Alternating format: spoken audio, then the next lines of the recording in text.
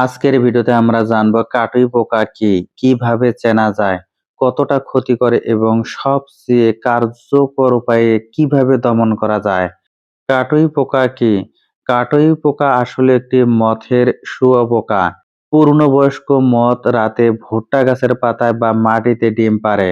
ডিম ফুটে শুঁয়োপোকা বের হয়, যাকেই বলা হয় কাটুই পোকা। এই শুঁয়োপোকা মাটির নিচে বা মাটির উপরিভাগে থেকে রাতে গাছের কাণ্ড কেটে দেয়।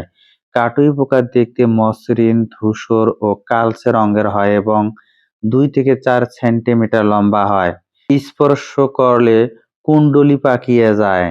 দিনের বেলায় মাটির 2 থেকে 5 সেন্টিমিটার নিচে লুকিয়ে থাকে এবং রাতে বের হয়ে গাছ কেটে দেয়। কাটুই পোকার ক্ষতির ধরন: চারা গজানোর পর প্রথম 2 থেকে 3 সপ্তাহ সবচেয়ে বেশি ক্ষতি হয়। পোকা মাটির কাছ থেকে গাছের কাণ্ড কেটে দেয়। সকালে উঠে দেখা যায় চারা মাটিতে পড়ে আছে। একটি পোকা বা রাতে 3 থেকে 5টি কাটতে পারে। এভাবে একটি জমিতে 30 থেকে 50% চারা নষ্ট হয়ে যেতে পারে। বড় গাছের ক্ষতি: বড় গাছের পোকা সরাসরি কাটতে পারে না, তখন মাটির নিচে শিকড়ে কেটে দেয় এবং গাছের গোড়ায় ছিদ্র করে ভেতরে ঢুকে যায়, ফলে গাছ হলুদ হয়ে মারা যায়। কাটুই পোকা চেনার উপায়: সকালে জমিতে গিয়ে কাটা চারা দেখলে সাথে সাথে চারার কাছের মাটি খুঁড়ুন। 2 থেকে 5 সেন্টিমিটার গভীরে মসৃণ কালচে শুঁয়োপোকা পাবেন। স্পর্শ করলে কুণ্ডলী পাকাবে। এটাই কাটুই পোকার প্রধান পরিচয়। দমন পদ্ধতি: প্রতিরোধমূলক ব্যবস্থা: বীজ বপনের আগে জমিতে গভীর চাষ দিন। গভীর চাষে মাটির নিচে থাকা কাটুই পোকার ডিম ও শুঁয়োপোকা উপরে উঠে আসে। রোদে শুকিয়ে এবং পাখি খেয়ে এগুলো ধ্বংস করে দেয়। বিশেষজ্ঞরা বলে গভীর চাষ দিলে 40 থেকে 60% কাটুই পোকা এমনিতেই কমে যায়।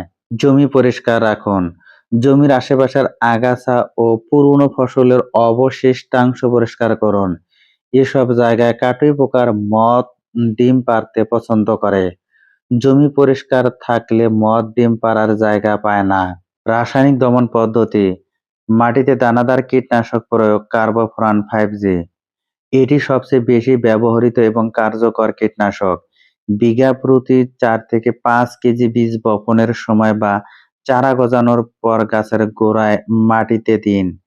মাটির উপরিভাগে মিশিয়ে হালকা সেচ দিন। এটি মাটিতে থাকা কাটুই পোকা ধ্বংস করে এবং নতুন পোকার আক্রমণ প্রতিরোধ করে। ক্লোরপাইরিফস 20 ইসি প্রতি লিটার পানিতে 4 থেকে 5 মিলি মিশিয়ে মাটিতে স্প্রে করুন। সন্ধ্যার সময় স্প্রে করলে সবচেয়ে ভালো ফল পাওয়া যায়, কারণ এই সময় পোকা মাটির উপরে বের হয়। সাইপারমেথ্রিন প্রতি লিটার পানিতে 1 মিলি মিশিয়ে গাছের গোড়ায় বা মাটিতে স্প্রে করুন। এটি দ্রুত কাজ করে এবং 24 থেকে 48 ঘন্টার মধ্যে ফলাফল দেয়। স্প্রে করার সঠিক সময়: কাটুই পোকা রাতে সক্রিয় থাকে, তাই সন্ধ্যা 6টা থেকে রাত 8টার মধ্যে কীটনাশক স্প্রে করুন। দিনের বেলা স্প্রে করলে পোকা মাটির নিচে থাকায় কীটনাশকে কাজ করে না। বিশেষ টিপস: কাটুই পোকার আক্রমণ শুরু হলে দেরি না করে সাথে সাথে ব্যবস্থা নিন। 2 থেকে 3 দিন দেরি করলে অনেক বেশি চারা নষ্ট হয়ে যাবে। টিপস 2: একসাথে জৈব পদ্ধতি ও রাসায়নিক পদ্ধতি ব্যবহার করলে সবচেয়ে ভালো ফলাফল পাওয়া যায়। টিপস 3: বীজ টোপ রাতে দিন এবং সকালে তুলে নিন, না হলে গবাদি পশু ও উপকারী প্রাণী খেয়ে মারা যেতে পারে। টিপস 4: কার্বোফুরান ব্যবহারের পর কমপক্ষে 21 দিন জমির ফসল খাওয়া উচিত নয়। টিপস 5: পাশের জমির কৃষকদের সাথে একসাথে দমন ব্যবস্থা নিলে অনেক বেশি কার্যকর হয়, কারণ পোকা এক জমি থেকে আরেক জমিতে যায়। মনে রাখবেন, প্রতিরোধই হলো সবচেয়ে ভালো চিকিৎসা। বীজ বপনের আগে গভীর চাষ ও কার্বোফুরান দিলে কাটুই পোকার সমস্যা অনেকটাই এড়ানো যায়। আর আক্রমণ হলে দেরি না করে সন্ধ্যায় বীজ টোপ বা কীটনাশক দিন। ভিডিওটি দেখে যদি বিন্দু পরিমাণ উপকারে আসে, ভিডিওটি অন্যদের মাঝে শেয়ার করে দিবেন। ধন্যবাদ।